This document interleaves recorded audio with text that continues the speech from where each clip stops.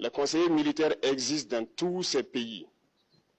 Ils ont existé au Burkina aussi jusqu'en fin 2022, jusqu'à ce que nous prenions nos responsabilités. Et qui sont ces conseillers militaires? C'est ceux-là qui sont censés mettre en pratique la politique de la France ici.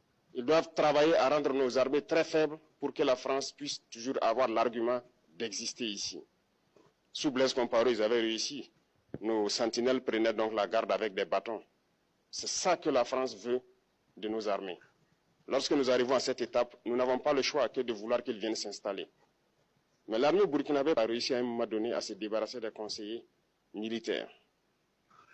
Malheureusement, je pense qu'en 2019, après l'opération Otapuano, où ces Français ont vu que l'armée burkinabé a encore une capacité de réagir au terrorisme, ils ont appelé le chef d'état-major en France, ils l'ont instruit de reprendre les conseillers militaires dans toute la structure.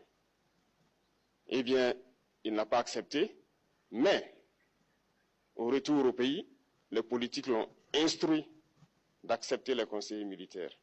Et c'est là que les conseillers militaires sont revenus dans l'armée burkinabé en 2019.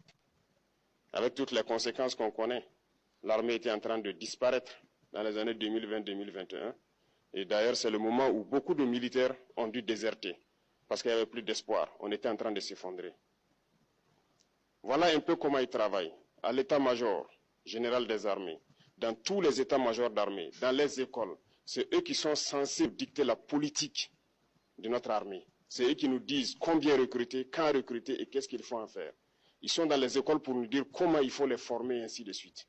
Tant que ces conseillers militaires sont là, vous n'êtes pas indépendant. Votre armée aura juste l'apparence d'une armée qui sera là en train de faire des parades, du cirque,